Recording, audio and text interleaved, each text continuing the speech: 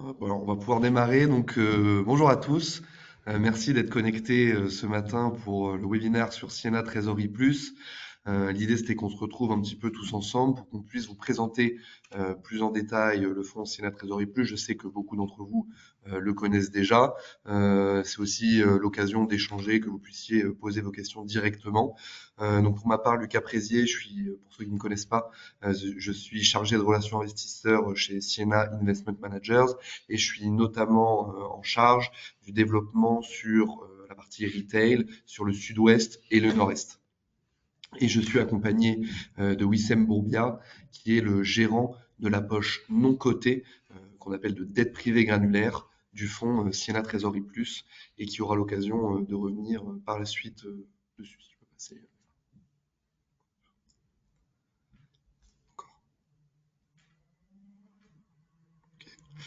Alors, Siena Trésorerie Plus, il est né d'une double expertise que nous avons chez Siena Investment Managers. Donc, pour rappel, Siena Investment Managers, c'est un gérant d'actifs français avec un ancrage pan-européen. À fin d'année dernière, on gère à peu près 40 milliards d'euros d'encours sous gestion et on est soutenu par notre actionnaire qui est le groupe Bruxelles-Lambert, une holding d'investissement cotée en Belgique, et également le family office des familles Frères et Desmarais.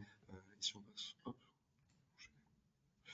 Et donc, je vous disais, c'est la Trésorerie Plus et le résultat d'une fusion de deux stratégies historiques de Siena UM, une stratégie en dette cotée et une stratégie pardon, en dette privée, dont on aura l'occasion de reparler juste après.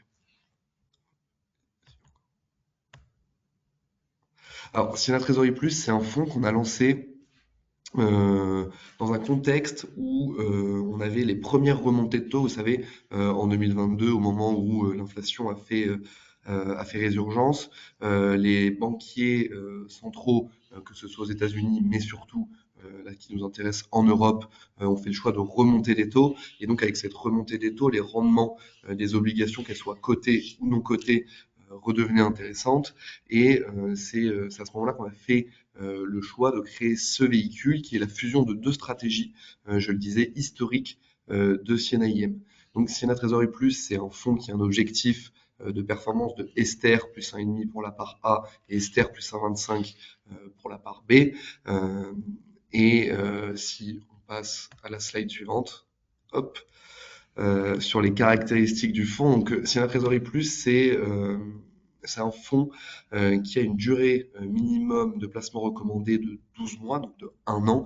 Donc, on va plutôt préconiser pour les gestions de trésorerie moyen long terme, avec un indicateur de risque de 2 sur 7 et un actif net à fin janvier de un peu moins de 115 millions d'euros d'encours sous gestion. J'en parlais, l'objectif du fonds, c'est d'avoir une allocation entre les deux poches cotées et non cotées à 50-50. Et bien évidemment, on va essayer de piloter cette allocation pour délivrer un maximum de performance et un maximum de rendement sur le fonds.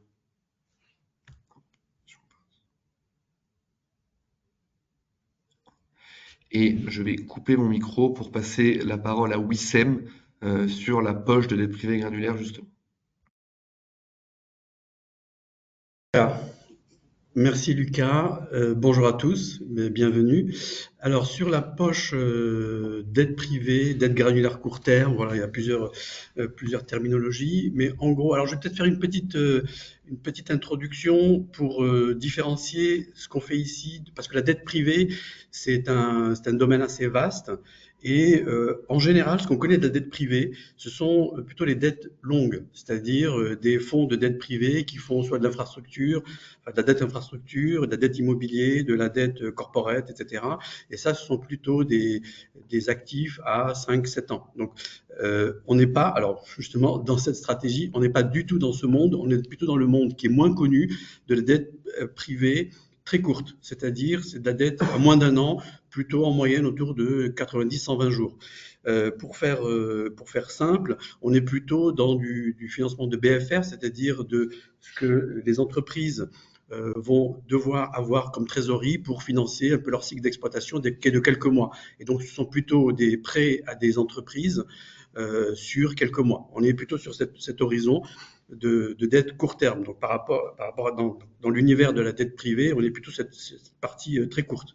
D'une part, l'autre aspect de l'autre aspect du sujet, c'est qu'elle est granulaire, c'est-à-dire que on va prêter à une multitude d'entreprises des petits montants. C'est-à-dire qu'on va prêter 10, 20, 30, 40, 50 000 euros à toute une multitude d'entreprises. Donc, on va avoir un portefeuille constitué de plusieurs milliers de lignes. Donc, c'est pour ça qu'on dit dette granulaire court terme, granulaire dans le sens extrêmement diversifié. Donc voilà, ça c'est le contexte général. J'y reviendrai après de la façon dont on le fait. Mais toujours dans le contexte de comment on arrive à constituer des portefeuilles très granulaires avec des milliers de lignes qu'on ne pourrait pas faire si on était dans le monde d'avant, c'est-à-dire le monde non digital, non numérisé. On ne pourrait pas le faire parce que on ferait des analyses à la main, etc. Donc des choses qu'on ne pourrait pas faire sans la digitalisation, la numérisation de l'économie. Alors là, vous avez quelques slides qui décrit le contexte dans lequel on opère. En fait, c'est le contexte dans lequel nous sommes tous aujourd'hui. Hein. Donc vous, moi, aujourd'hui, tout le monde. Aujourd'hui, on va acheter en ligne sur tous les sites en ligne. Donc on va faire une transaction digitale. Lorsque vous allez acheter en ligne, vous allez acheter un produit quel qu'il soit ou même commander n'importe quel objet qui va vous être livré chez vous. C'est une commande en ligne. Vous n'allez pas dans un magasin, c'est un magasin virtuel. Vous vous connectez, vous mettez votre carte de crédit, votre adresse, etc. Et puis ensuite, on va prélever votre carte de crédit. Vous n'allez pas faire de virement, etc. Donc, on est dans ce monde de plus en plus digitalisé, de plus en plus numérisé. Et donc là, ce que vous avez, c'est un peu le contexte général. Donc, on prévoit que les échanges, alors B2B, ça veut dire entre entreprises. Hein, donc, le monde qui nous concerne, nous, c'est plutôt le monde d'une entreprise qui vend à une autre entreprise, donc les transactions commerciales. Donc vous avez ici quelques éléments. En France, c'est en gros 700 milliards de chiffre d'affaires qui est digital, qui est de plus en plus digitalisé. C'est 20% du chiffre d'affaires des entreprises. Et vous avez l'évolution dans le monde. Alors ça concerne aussi bien les particuliers que les entreprises. Pourquoi? Parce que c'est la tendance naturelle. La digitalisation permet de faire des économies d'échelle, des économies de temps, des systèmes automatisés qui permettent de faire des vérifications automatiques et pas manuelles. Donc vous allez gagner du temps et de la productivité. Donc globalement, c'est de la productivité qui est bénéfique à l'ensemble de l'économie et dans une entreprise. Juste pour donner un exemple, le traitement d'une facture manuelle dans une entreprise, c'est en gros 20 euros. Lorsque vous traitez, si votre process est totalement digitalisé, ça va vous coûter 3 à 4 fois moins. Donc ça va vous coûter 5 euros, en gros. Pourquoi? Parce que on le voit bien intuitivement, une facture à la main, votre comptable la reçoit, il la scanne, il la renvoie pour le paiement, il va ressaisir les données, etc. Donc tout ce processus-là, ça va coûter 20 euros, alors que si la facture arrive de manière digitale, eh bien il n'a pas à ressaisir, ça intègre directement le système comptable, ça va au paiement, et puis tout se fait automatiser, il appuie sur des boutons et ça se passe automatiquement. Et d'ailleurs, vous le savez, en 2026-27, il y a une directive européenne, et notamment en France, pour la digitalisation de la facturation. Donc, on est dans ce monde et on y va de plus en plus. Et par conséquent, comme ce monde se digitalise, le crédit se digitalise. Donc en fait, on va octroyer des crédits de manière digitalisée dans le monde qui nous concerne. Alors, toujours dans le contexte général, et j'arrive à notre sujet, là je dresse peut-être certains s'impatientent, mais j'y arrive pas à pas. En fait, ce qu'il faut voir également, c'est que ce monde digitalisé dans lequel on va faire tous ces crédits, hein, dont j'ai parlé tout à l'heure, ces milliers de prêts en continu, s'inscrivent dans un certain nombre de directives européennes, donc notamment la DSP2. Alors j'en ai mis quelques-unes ici, mais on ne va pas rentrer dans les détails. Donc en fait, l'Union européenne, et la France en particulier dans le cadre ont passé un certain nombre de directives qui vont dans ce sens. Donc la DSP2, notamment, c'est pour ceux qui ont peut-être un peu regardé ce sujet, la DSP2, c'est notamment toute la partie open banking, c'est-à-dire l'accès aux données bancaires depuis des tiers externes qui vous permettent d'accéder. Et j'y reviendrai tout à l'heure parce que celle-là est très importante pour nous et j'expliquerai comment elle nous permet de faire des analyses crédit, puisque on fait du crédit, donc on doit faire des analyses crédit, comment on y arrive grâce à cette digitalisation. Alors, Dans le contexte qui nous intéresse tout à l'heure, je disais financement du BFR des entreprises, hein. Ici, vous avez quelques éléments qui montrent qu'aujourd'hui, on est dans l'économie réelle, c'est-à-dire qu'on va financer des entreprises, des PME en majorité, hein. Vous savez que plus de 90% des entreprises sont des PME, c'est 47% de l'emploi en France sont dans des PME et des TPE, donc c'est la moitié de l'économie en gros, elle est au niveau des PME et des TPE. Et ces entreprises ont besoin de financement et c'est une entreprise sur quatre indique avoir des problèmes de gestion de trésorerie. Donc c'est un énorme sujet qui doit être adressé de toutes les façons possibles, hein, les banques, nous et d'autres acteurs. Donc tout le monde doit s'y mettre pour machin. Et ça coûte à l'économie, vous le voyez ici, le déficit de trésorerie pour ces entreprises, c'est 15 milliards d'euros par an. Donc c'est pas négligeable. Donc on est dans un contexte dans lequel on apporte aussi une valeur ajoutée aux entreprises. Ce n'est pas que du financement, il y a aussi derrière des entreprises et ça permet de financer.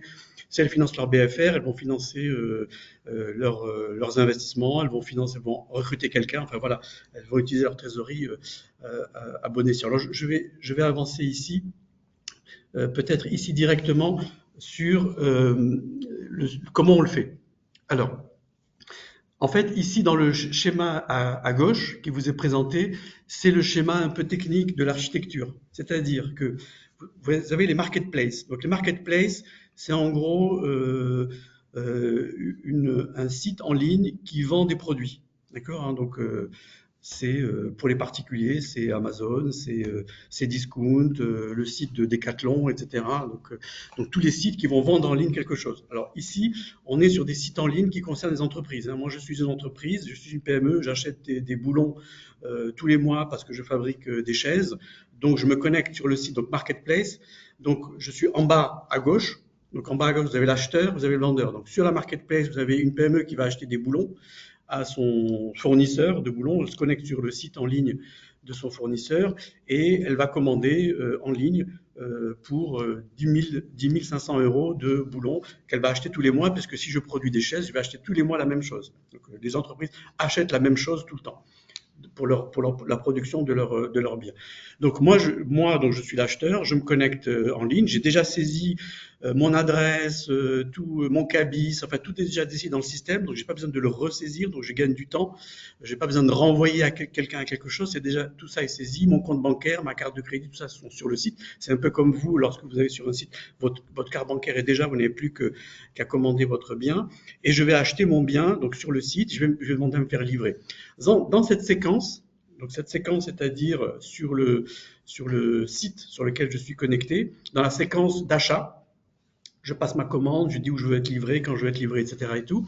Je vais, à un moment donné, parce que moi, je vais devoir payer à un moment donné, moi l'acheteur, moi l'acheteur, je veux payer plutôt avec un délai, 60 jours. En France, c'est le délai maximum. Je veux te payer à 30 jours, 60 jours, parce que mon propre cycle d'exploitation fait que moi, je veux payer à 30 ou 60 jours. Enfin, ça, c'est la vie classique des entreprises. Et moi, le vendeur, je vais te payer tout de suite. Donc, en fait, il y a un gap entre les deux de trésorerie. Donc, il faut que quelqu'un finance ce gap de trésorerie. Donc, ici, nous, donc, au travers d'intermédiaires techniques, c'est ce que vous voyez sur le schéma. Donc, Senafil, c'est le fonds que l'on gère, est connecté directement sur les sites en ligne. Et lorsque l'entreprise va devoir payer, on va proposer à l'entreprise de payer dans 60 jours. Donc nous, on va payer directement le vendeur tout de suite les 10 500 euros et ensuite on va aller prélever en 3 fois ou en 2 fois ou en 6 fois, enfin en N fois, on va lui proposer de payer en 1 fois, 2 fois, 3 fois, le taux n'est pas le même, de payer en 3 fois, donc c'est un crédit qu'il a, donc c'est un paiement fractionné, donc il va payer en 3 fois, c'est 10 500 euros, et donc ça lui fait un crédit pour payer sur un délai de 60 jours, 90 jours, etc. Donc, comme nous sommes connectés à des dizaines de marketplaces, vous voyez bien que quand on va se connecter à toutes ces marketplaces et qu'il y a des milliers de transactions par jour, on va pouvoir tous les jours octroyer des centaines de crédits de ce type. C'est-à-dire que comme tout ça est connecté, c'est digitalisé, on reçoit l'information, on fait les virements, on a la carte de crédit de l'entreprise, on va la débiter, etc. et tout. Donc tout ça ne peut se faire que parce que tout le process est digitalisé. Et ça coûte moins cher à tout le monde puisque personne n'a à ressaisir des informations, etc. Alors juste pour ceux qui se posent la question, disent oui, mais je prête à quelqu'un que je connais pas. En fait, là, je vous ai raconté la fin de l'histoire. En fait, l'histoire, elle commence un peu avant. C'est-à-dire qu'en fait, on va pré-scorer les entreprises qui vont acheter sur le site. C'est-à-dire que pour que, au moment où l'entreprise se connecte, tout est connu, on connaît son score, on sait qu'elle est éligible à un crédit de 10 000 euros, 20 000 euros, etc. Et tout. On le sait déjà, en fait. En fait, on ne découvre pas. Donc, il y a une illusion d'instantanéité, mais en fait, on a fait les analyses avant. C'est-à-dire qu'on sait avant, puisqu'on a pris tout le portefeuille de la marketplace, on a scoré toutes les entreprises grâce à un certain nombre d'outils, grâce aux données bancaires du compte bancaire de l'entreprise. C'est-à-dire qu'on va sur 90 jours, on va voir si l'entreprise était à découvert.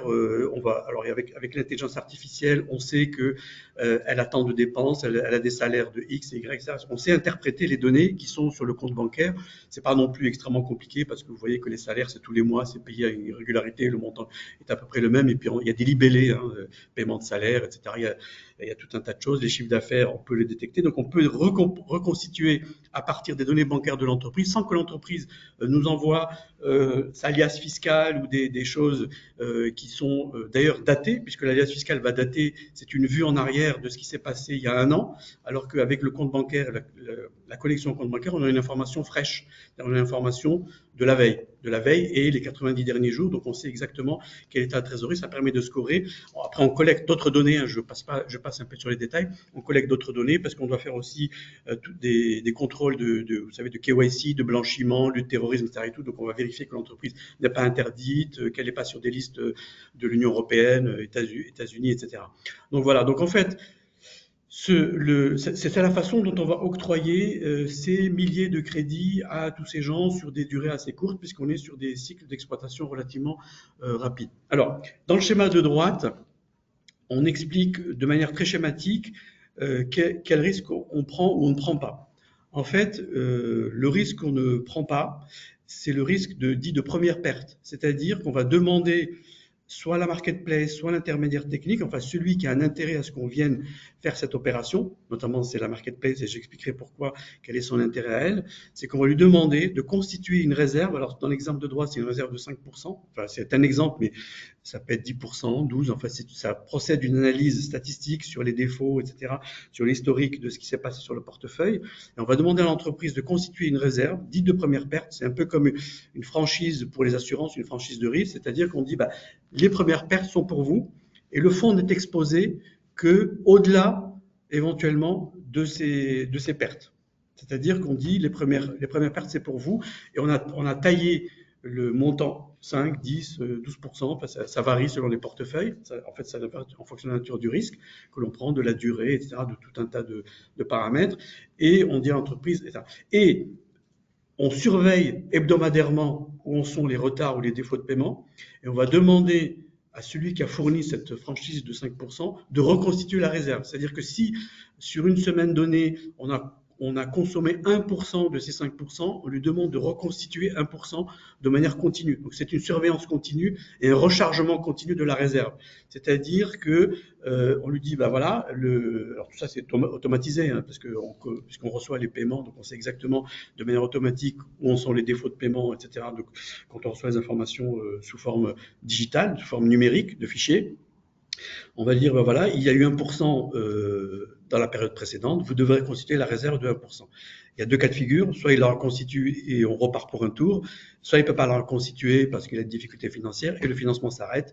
Et à ce moment-là, le portefeuille va s'amortir sur la durée, 60, 90 jours du portefeuille, mais on est protégé parce qu'il a déjà été constitué comme réserve. Donc, ça, voilà, j'ai exposé de manière un peu schématique comment on le fait, c'est-à-dire c'est digitalisé, puis ensuite la surveillance des risques. Donc on reçoit des informations en temps réel. Ça, c'est l'avantage de la digitalisation, c'est qu'on reçoit des informations en temps réel puisqu'on est connecté à tous les sites. Donc on sait, parce que ce qu'on va récupérer aussi, c'est le paiement. Le paiement, lorsque l'acheteur va payer au bout de 60 jours, 90 jours ou en 3 fois, etc., il va nous payer. Et il paye directement sur le compte du fonds.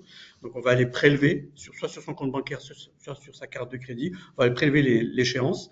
et on va la collecter. Donc on sait aussi en temps réel ce qu'il a payé, il n'a pas payé, il est en retard, etc. Et tout. Ça permet de faire des relances s'il n'a pas payé une échéance, etc. Et la digitalisation fait qu'on sait à tout instant est-ce qu'il a payé, il n'a pas payé. Ça fait 5 jours qu'il est en retard.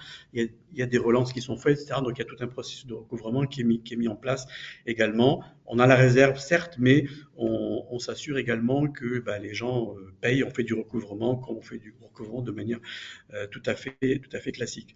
Donc, la synthèse, c'est on fait du financement, donc ça change pas, hein, ça pourrait ressembler à l'affacturage. Alors on est sur des systèmes un peu différents parce que c'est totalement digitalisé. Et par ailleurs, on octroie crédit par crédit, alors que souvent la facturage, ça porte sur un portefeuille global, alors que là, on va faire transaction par transaction, c'est-à-dire qu'il y a un achat, un crédit, et on le fait un par un, et on fait une analyse sur chaque débiteur, et non pas sur le pool. C'est-à-dire chaque débiteur, grâce aux données qu'on a récupérées, on va aller faire son scoring. Donc ça, c'est d'une part. Et ensuite, l'autre aspect important qu'il faut retenir, c'est qu'on n'est pas exposé aux premières pertes, mais on est exposé aux deuxièmes pertes. Alors, c'est une activité que l'on fait depuis un certain temps chez Siena, c'est-à-dire cette façon de faire du crédit de manière totalement digitalisée. On a commencé assez doucement depuis une dizaine d'années à le faire et on a construit progressivement. Aujourd'hui, on a nos systèmes informatiques, enfin tout ça est totalement digitalisé. Enfin, pour ceux qui viendront, on pourra leur montrer comment on le fait de manière digitalisée parce qu'on n'a pas pour que ça soit rentable pour tout le monde, il faut que le coût de traitement soit inférieur au coût, que le coût de traitement soit inférieur au revenu que va générer une transaction. Sur une transaction de 10 000 euros, on va gagner X euros, il faut que le coût de traitement soit inférieur aux X euros. Voilà. Et c'est la digitalisation qui permet de le faire sans toutefois faire d'impasse sur le risque. Donc, on garde la partie analyse des risques et tout le reste est totalement digitalisé et permet d'aller beaucoup plus vite parce qu'il y a des tâches qui ne sont pas d'une valeur ajoutée extrêmement importante. Voilà, je vous ai à peu près tout dit. Ça, ce que vous voyez sur ce slide, c'est un exemple de ce que l'on suit. Tout à l'heure, je disais, on suit les choses en continu parce qu'on reçoit toutes les données de paiement, d'octroi de crédit, elles sont. Donc, on a construit un système de surveillance des risques. Donc là, c'est une partie. Hein, il y a plusieurs pages de ça. On va suivre les concentrations, on va suivre les délais de paiement, la répartition du portefeuille que vous voyez ici par score. C'est à droite, en haut à droite, vous avez les scores 1, 2, 3, 4, 5, 7, 8. Donc on suit l'évolution de portefeuille. Comme c'est un portefeuille diversifié, on le suit de manière statistique. On va suivre également donc les concentrations, les retards de paiement.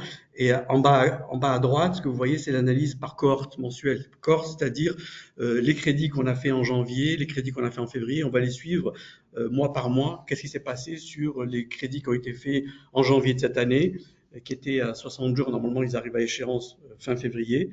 Donc, est-ce que le 2 mars, ça a été payé, et ainsi de suite. Donc, on va les suivre mois par mois et on va suivre tout ça pour justement pouvoir faire ce dont j'avais parlé précédemment, à savoir de réabonder la réserve de garantie, hein, les 5% de tout à l'heure, pour les réabonder. C'est grâce à ça qu'on va pouvoir dire les réabonder. Ça permet également de suivre, est-ce qu'il n'y a pas des dérives dans le risque? C'est un autre aspect, c'est que est-ce que progressivement, le portefeuille n'est pas en train de dériver lentement vers un niveau de risque plus élevé?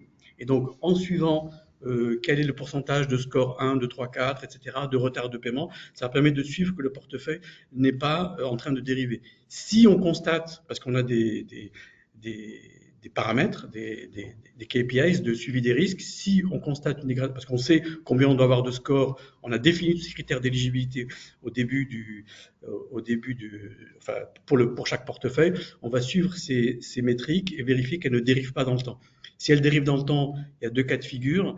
Soit il y a un bug quelque part et il faut chercher la raison de pourquoi qu'est-ce qui s'est passé, est-ce que la donnée est bonne, n'est pas bonne, etc. Et tout. Donc ça, on fait une investigation. En général, c'est pas vraiment ça. Soit c'est parce que le portefeuille ou les types de gens qui viennent acheter changent dans le temps. Parce que ça peut arriver, que ça change dans le temps. À ce moment-là, soit on resserre nos critères en disant finalement, on veut des scores 1, 2, 3, et on ne fait plus de score 5, par exemple. C'est une façon de resserrer le risque. On dit, on va faire moins de score 5 ou moins de score 4, etc. On va resserrer le risque pour revenir à un niveau de paramètre qui était celui qu'on avait dans nos critères d'éligibilité et de portefeuille. Voilà, je ne veux pas trop monopoliser, j'ai un peu bombardé de l'information. Ça vous dit à peu près la manière de le faire. Ça reste du crédit, donc on fait très attention à ça. Il y a du recouvrement, il y a du suivi des risques. Donc ça, tout ça, c'est la nouveauté de cette affaire qui permet de faire ça en masse, c'est la digitalisation. Et elle nous aide beaucoup. Et les outils, donc tout à l'heure j'ai parlé de l'open banking, hein, donc c'est un des outils qui permet d'aller accéder à la donnée en temps réel. En fait, l'open banking, c'est quoi? Précédemment, les gens faisaient quoi? Ils envoyaient leur relevé bancaire à sa banque pour que la banque regarde les relevés papier. Aujourd'hui, en fait, vous avez accès en gros au relevé bancaire de l'entreprise, mais de manière automatisée, c'est-à-dire que vous êtes connecté au site au compte bancaire de l'entreprise, vous allez télécharger les données. Ça, c'est la DSP2, donc cette directive européenne qui permet de faire ça. Donc c'est encadré et elle permet de le faire dans un contexte sécurisé, juridique, de préservation des données, la RGPD, etc. C'est encadré et bien évidemment, il y a l'accord de l'emprunteur. Il faut son accord pour se connecter à ces données bancaires. S'il ne donne pas son accord, il n'aura pas de crédit. Donc en fait, c'est une façon pour lui d'obtenir un crédit, c'est de donner accès à des informations. Au lieu d'envoyer des relevés, il donne accès à son compte bancaire, ce qui revient au même. Voilà. Et l'intelligence artificielle là-dessus vient rajouter une couche pour pouvoir analyser les données, détecter notamment des comportements anormaux qui pourraient dire attention, il y a peut-être de la fraude dans cette opération. C'est-à-dire que l'intelligence artificielle permet de détecter des comportements anormaux, donc qui ne ressemblent pas au comportement général que l'on a sur le portefeuille, hein, donc des comportements un peu atypiques, parce que la plupart du temps, quand il y a un fraudeur, il va faire des choses qui ne ressemblent pas à un comportement. Ah non, alors le cas classique, hein, c'est par exemple les transactions en dehors des heures de bureau. Parce qu'il faut qu'il soit tout seul au bureau pour pouvoir faire quelque chose. Il a ses collègues. Donc, les transactions à 19h le vendredi, enfin, ce genre d'éléments techniques, un montant de l'entreprise qui ne correspond pas au montant qu'elle avait ou un montant qui n'est pas cohérent avec son chiffre d'affaires, par exemple. Tout ça, c'est des détections automatisées qui permettent de faire remonter des alertes. À ce moment-là, quelqu'un va regarder. Là, on passe à du manuel. Heureusement, il n'y en a pas tant que ça. On passe à du manuel et quelqu'un va aller regarder est-ce que l'entreprise qui a un chiffre d'affaires de X, tout d'un coup, se met à faire des achats beaucoup plus gros qu'avant. Un changement de compte bancaire, ça c'est aussi notre information qui permet de dire attention, le compte bancaire a changé, que se passe-t-il? Est-ce que c'est bien est-ce que quelqu'un ne s'est pas connecté, etc., etc. Donc, on met en place aussi des systèmes, vous savez, par des sociétés spécialisées qui permettent de sécuriser les sites pour pas qu'il y ait d'intrusion. Donc, on demande des tests d'intrusion à toutes les marketplaces avec qui on travaille. On leur demande de faire des tests d'intrusion et de nous donner les résultats de leurs tests d'intrusion. Il faut qu'ils aient également des systèmes de backup, etc. Enfin, voilà, je passe un peu les détails, mais tous ces process sont analysés puisque on prend au sérieux à la fois le risque de crédit, mais également le risque de fraude. Sachant que dans le risque de fraude, il faut bien savoir que personne ne peut dire je n'aurai jamais de fraude. L'essentiel, c'est d'en avoir peu et de pouvoir détecter les choses pour que ça ne devienne pas massif. Et dans le cas qui nous concerne, il faut en tout cas que ça reste dans une limite qui est absorbable par la fameuse réserve de garantie, hein, le fameux 5%, 10%. Donc il faut que, et grâce à l'automatisation, on peut détecter des dérives pour qu'il y ait peut-être une fraude, mais il ne faut pas qu'il y en ait 1000. Parce que une fraude, on peut l'absorber, parce que c'est absorbé par la réserve de garantie, hein, c'est couvert par cet aspect-là, mais il faut faire en sorte que vos systèmes puissent filtrer et qu'à la fin, il vous reste très peu de risques de crédit ou de fraude, et tout ça soit absorbé par les fameux 5%. Et c'est les fameux 5 ou 10%, je dis 5% parce que, mais en général, c'est beaucoup plus, c'est plutôt de l'ordre de 10, 5 c'est plutôt un minimum. D'ailleurs, quand on analyse le portefeuille, on analyse tout ça, et le 10% ne tombe pas du ciel, il est fait sur la base de tous ces éléments de risque et d'analyse que l'on fait et qu'on stresse puisqu'on va multiplier par des facteurs. Voilà, bon, je m'arrête là puis je laisse la place à Lucas et peut-être aux questions. Peut-être juste avant de reprendre la parole, Wissem, j'avais une question de la part du chat. C'était comment le portefeuille s'est comporté après la remontée des taux, notamment après 2022 et jusqu'à aujourd'hui. Alors, on est sur des transactions courtes, très très courtes. Donc, si vous voulez, ceux évidemment qui sont plus exposés aux défauts de paiement, ce sont ce sont les prêteurs de long terme. Parce que quand vous avez un prêt à long terme, ben, vous ne pouvez rien faire qu'attendre que ça se passe bien sur 5 ans. Lorsqu'on est sur des prêts courts, vous avez une capacité à réagir qui est rapide. C'est-à-dire que avec la remontée des taux, lorsque vous analysez, vous faites votre scoring, tout à l'heure, hein, je l'ai dit, sur la base des données bancaires les plus récentes possibles. Donc, si vous allez voir la dégradation sur le compte bancaire de l'entreprise, hein, puisque à chaque fois on fait un scoring et on va télécharger les données bancaires, on va voir, par exemple, que le compte bancaire est en train de passer dans le rouge progressivement. Et à ce moment-là, vous détectez, c'est-à-dire que le score de l'entreprise est en train de se dégrader. Il se passe deux choses lorsque le score se dégrade. Un, c'est que automatiquement, parce qu'en fonction du score, le montant de crédit que l'entreprise auquel elle a droit est fonction du score. Donc, s'il est scoré 1, il a droit, par exemple, à 30 000 euros. S'il est scoré 2, il a droit à 20 000, 10 000, 15 000, 5 000. Et à un moment donné, c'est zéro. Donc, en fait, lorsque le risque se dégrade et que son score se dégrade, en général, le score commence à se dégrader, il est rare qu'une entreprise fasse défaut du jour au lendemain. On commence par voir sa trésorerie se dégrader. Lorsque le score se dégrade, il va avoir un montant de risque qui lui est alloué de plus en plus petit.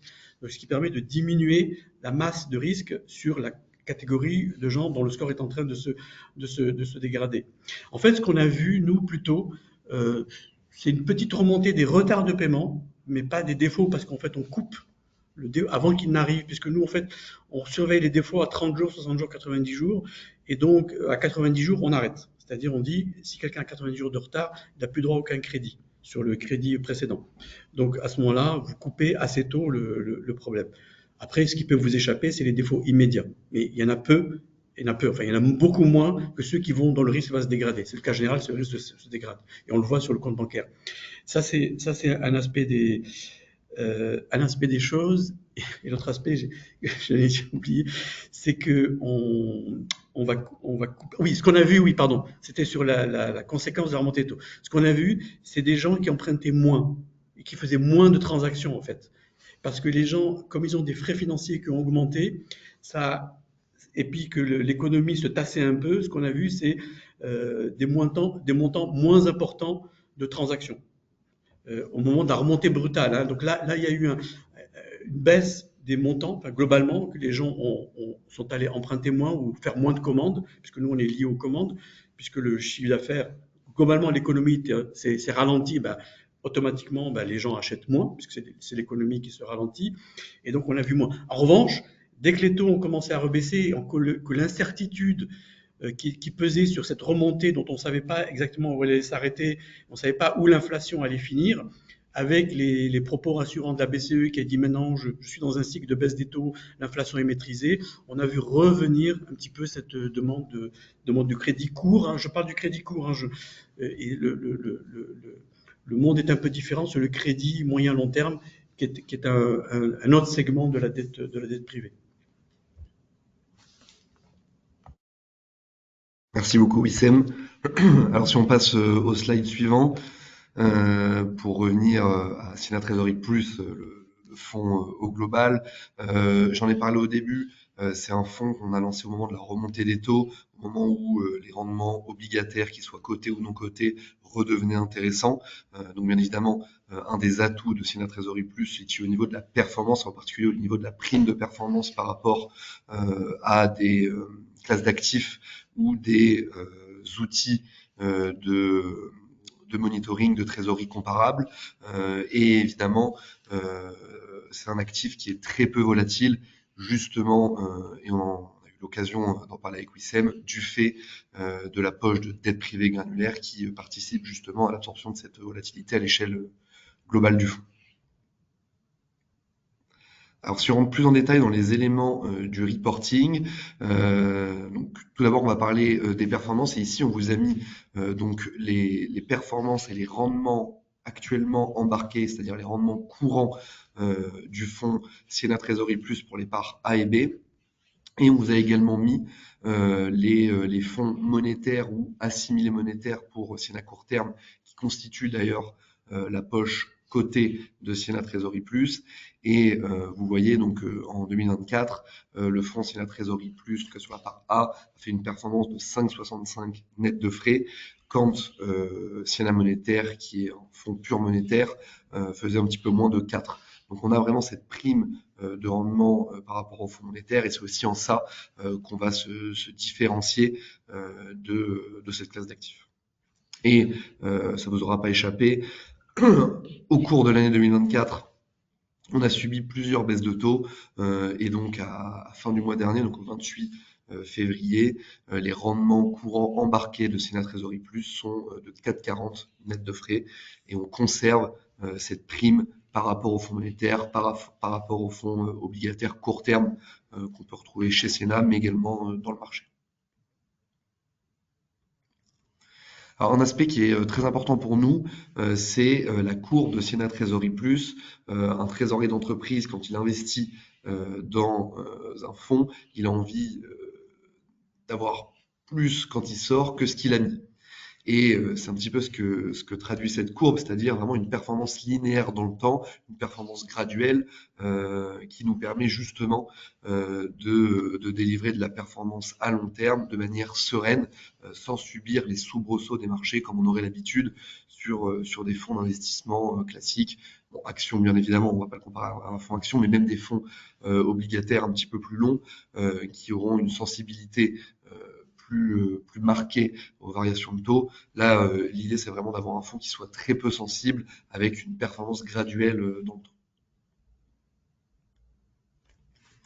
Alors, si on rentre un petit peu plus en détail dans le portefeuille, donc vous vous souvenez, Siena Trésorerie Plus, il est composé de deux poches. Une poche qui s'appelle Siena Fil, qui est en fait la poche de dette privée granulaire dont on a parlé avec Wissem, et une poche de dette cotée qui est Siena Court Terme. Donc Siena Court Terme, c'est un fonds d'obligation court terme, comme son nom l'indique. C'est pas un fonds monétaire à proprement parler, parce qu'un fonds monétaire pourrait pas investir sur des papiers de duration supérieure à un an. Là, on a la possibilité d'aller chercher des papiers à un an et un mois, un an et 2 mois, un an et 6 mois.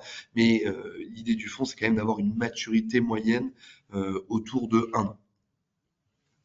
Donc quand on mixe tout ça, on a une volatilité très maîtrisée, hein. Vous voyez sur le graphique en bas à gauche, l'indice de référence qui est l'Ester, donc qui est l'indice de référence des fonds monétaires également, a une volatilité de 0,14, quand le fonds Siena Trésorerie Plus a une volatilité de 0,40. Donc on est vraiment sur une volatilité très maîtrisée qui vient aussi justifier le profil de risque de 2/7 sur le fonds. Et c'est également le cas sur la sensibilité, puisqu'on a une sensibilité de l'ordre, alors que ça va varier évidemment en fonction des dates d'observation, mais on va dire en moyenne de l'ordre de 0,20.